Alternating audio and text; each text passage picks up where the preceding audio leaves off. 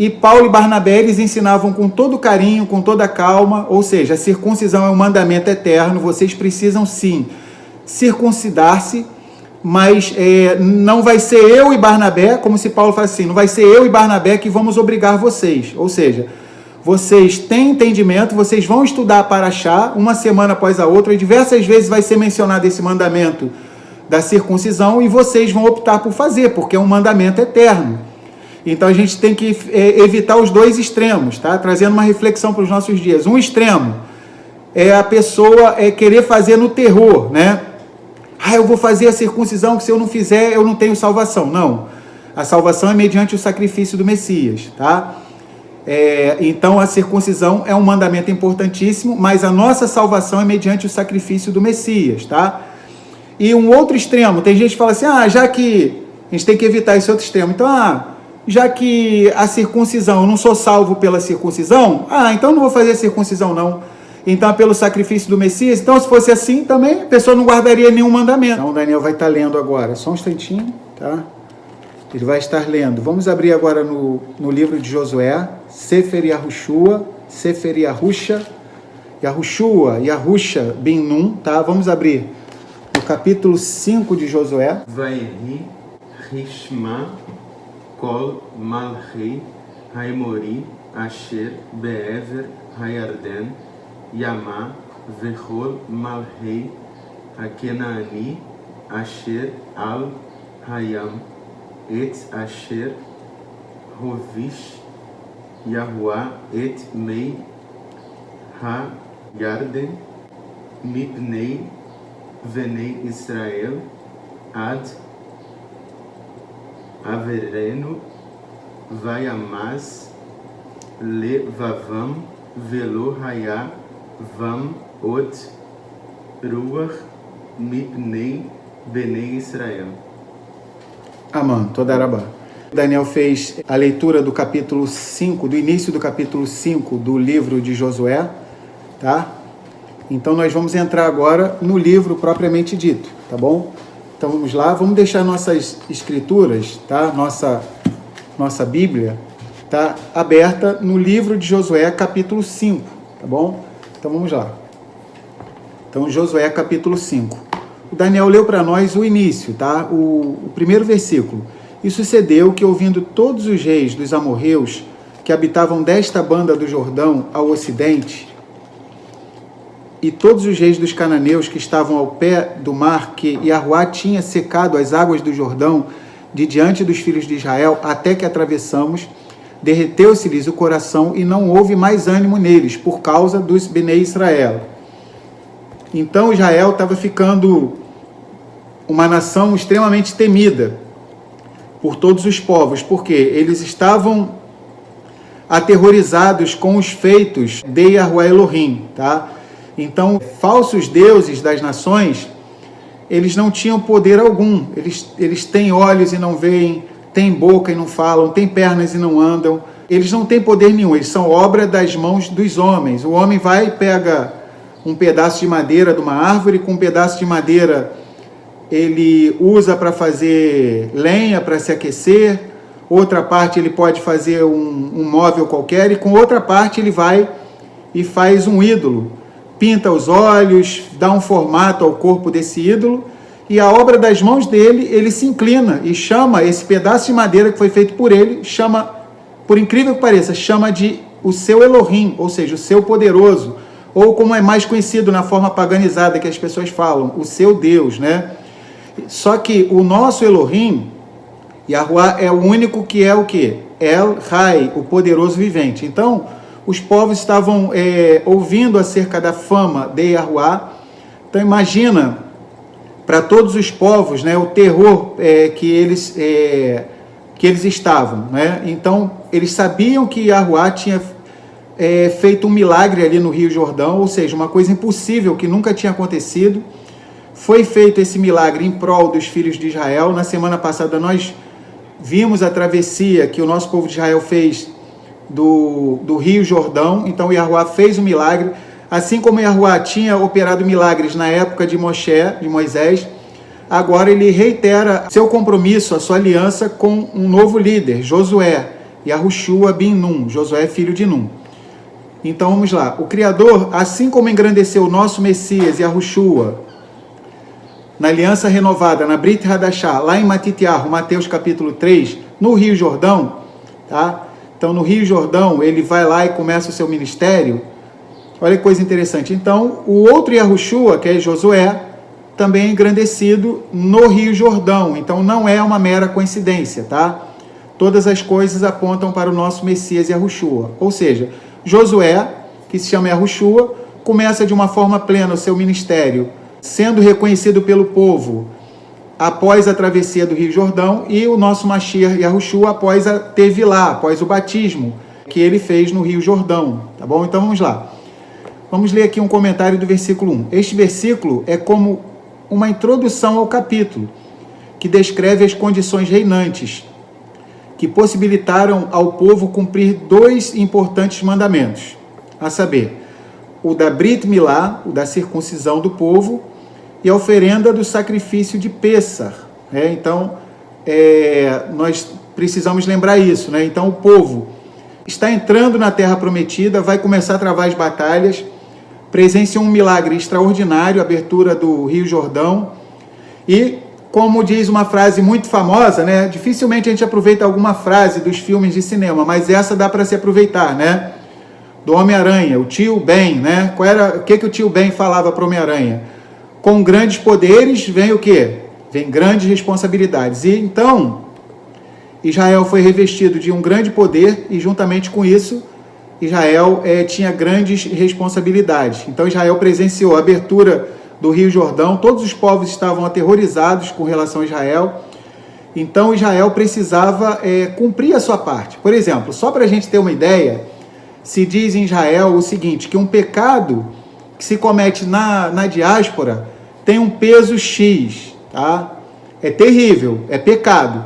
Só que um pecado sendo feito na terra de Israel é infinitos X, tá? Só para a gente ter ideia, a Torá fala que a terra de Israel ela é uma terra tão sagrada que ela expele, ela vomita os moradores que moram nela e praticam a iniquidade. O Criador chega a dizer, eu estou expulsando essas nações ímpias da terra de Israel, de Canaã, porque elas cometeram iniquidades. A medida do pecado delas transbordou. E se vocês fizerem igual a essas nações, vocês serão vomitados também. Então a terra de Israel é tão sagrada que, só para a gente ter ideia, o povo, né, os filhos dos israelitas que tinham saído do Egito, ou seja, toda essa geração que nasceu no deserto, a gente vai ficar perplexo. Esse capítulo 5 diz que eles não eram circuncidados.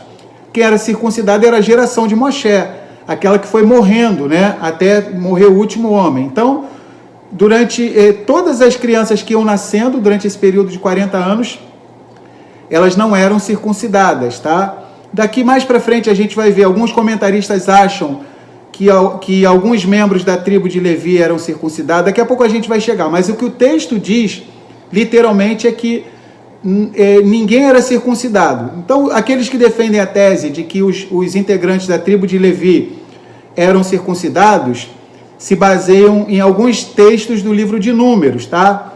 Por exemplo, no capítulo 1 de Números e outros capítulos do livro de Números, Bamidbar, que diz que os filhos de Levi não poderiam ser contados juntamente com as outras tribos. Então, alguns comentaristas falam que quando diz que o povo não se circuncidou, excetua-se a tribo de Levi, porque ela não era contada junto com as outras tribos. De todo jeito, nós não temos como ter certeza disso. O texto diz que ninguém daquela geração foi circuncidado, e alguns, mas Levi não entrava nessa conta. Então, tem essas duas teses, tá? Então, no milênio, a gente vai descobrir com mais detalhes isso. O fato tá, que foi algo muito triste, ou seja, Bnei Israel, os filhos de Israel, não se circuncidaram durante esses 40 anos. E a terra de Israel é uma terra muito kadosh, muito sagrada. Ela não aceita iniquidade, vamos dizer assim, coisas que são praticadas na diáspora, vamos dizer assim, tem um determinado peso. Porém, o pecado, a iniquidade que é cometida em Israel é infinitamente pior. Só para a gente ter ideia, é muito comentado em Israel,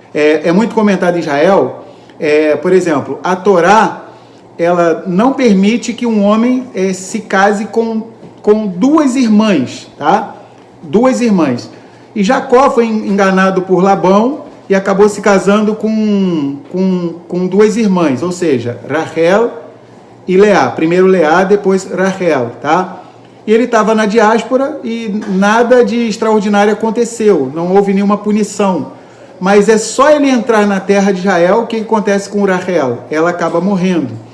Então, alguns intérpretes acham que Rachel teria morrido justamente pelo fato da terra de Israel ser muito sagrada, ou seja, a Torá prescreve que um homem não deveria se casar com duas irmãs, e ainda que Jacó tivesse sido enganado, tá? Mas ele estava entrando na terra de Israel.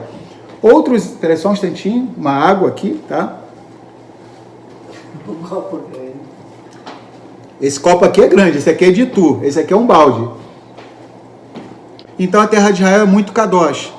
E não tinha como esse povo começar a travar batalha, nosso povo de Israel começar a travar batalha, sem que fizesse a Brit Milá, a circuncisão, tá? Então vamos continuar. O cumprimento destes dois preceitos serviu como uma preparação obrigatória antes do início da conquista da terra. Pela Brit Milá, circuncisão, entra-se de maneira física e pessoal na aliança do patriarca Abraão, o primeiro homem que descobriu Elohim. Então, Abraão é o homem que puxou o reino dos céus aqui para a terra. Pode falar, Mary. O Biratão está falando que é interessante que o Criador permitiu que ficassem circuncisos, mas só poderiam entrar na terra após a circuncisão. Exatamente, muito legal o comentário do nosso Ari Yosef, o Biratã, né? Quer dizer, ele permitiu lá no deserto ficar incircunciso, ou seja, ainda não entraram na terra de Israel, mas a terra de Israel é uma outra calibragem, é outra frequência lá. Não vacila aqui não dá bobeira aqui não, porque nós estamos debaixo de quê? De uma terra que vomita aqueles que praticam a iniquidade nela, né? Então, né, a gente fica pianinho, né? Todo mundo quando vai para Israel fica tem que se policiar, né? Então é uma terra que não tem tolerância.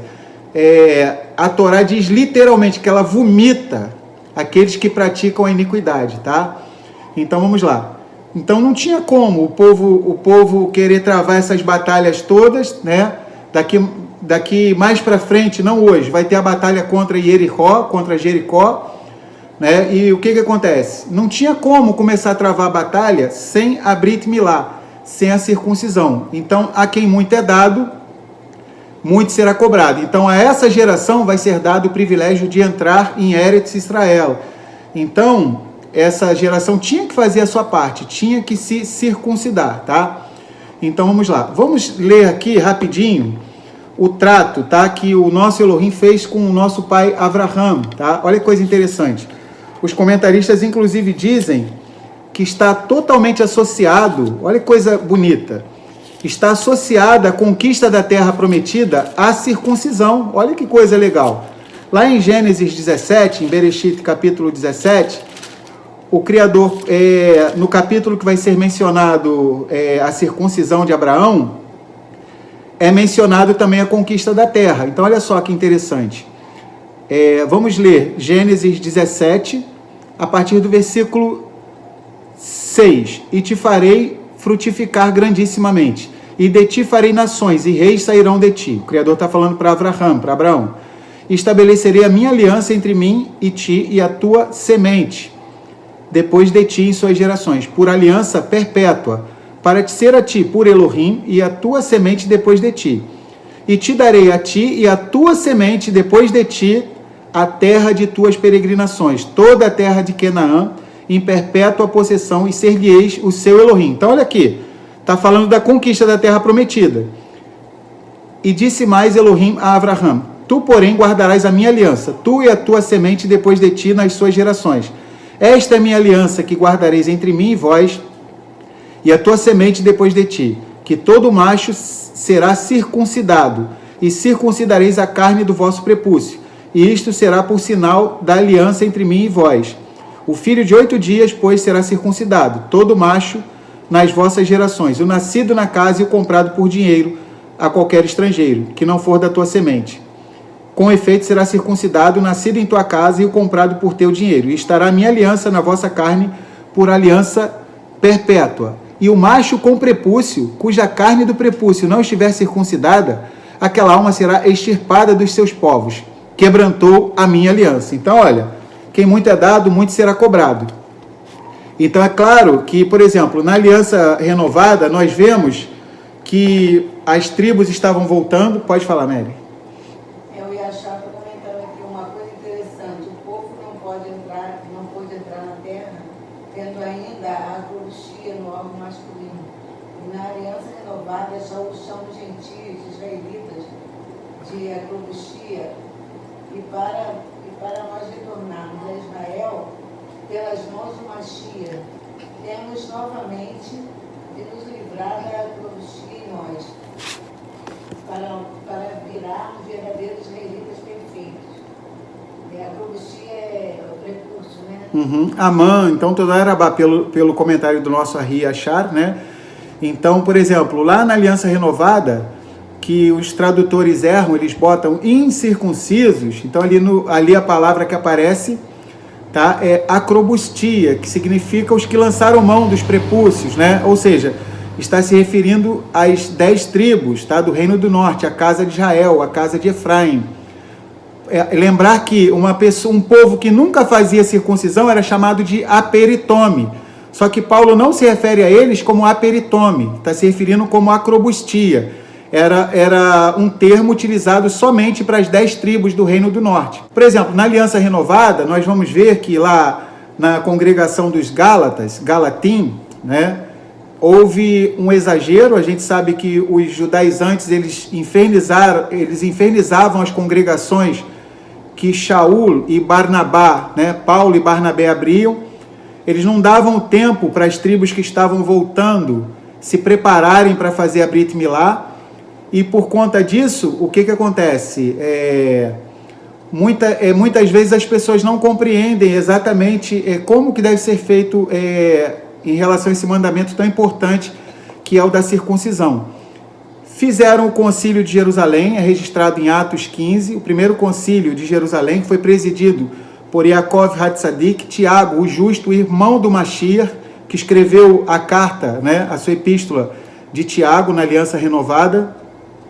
Yaakov, fizeram o primeiro concílio, né, e se levantava um, levantava outro, e falava uma coisa, e falava outra, e Yaakov, né, o irmão do Mashiach, ele chega à conclusão de que não se deveria perturbar os goim, ou seja, os efraimitas que estavam voltando. Eles deveriam frequentar lugares onde se estudasse a Torá de Moshe, e quando chegasse as semanas que fosse estudar sobre a Brit Milá, eles aprenderiam e eles decidiriam fazer a Brit Milá. Então, nós temos dois extremos, tá?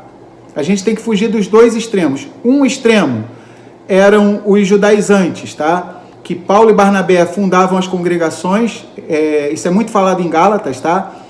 E eles colocavam de um jeito como se a circuncisão fosse um fator fundamental para a salvação. Então, Paulo e Barnabé explicavam que a salvação vem mediante o sacrifício do Messias.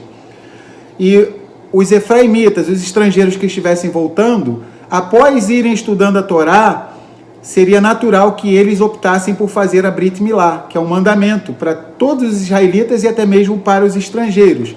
Ou seja, eles ficaram muito tempo distantes. Então, eles não poderiam fazer a circuncisão por causa de uma pressão dos judaizantes, que era o que estava acontecendo. Então, um extremo era a pessoa se converter e entender errado. Se eu não me circuncidar, eu não estou salvo. O sacrifício do Messias não valeu de nada.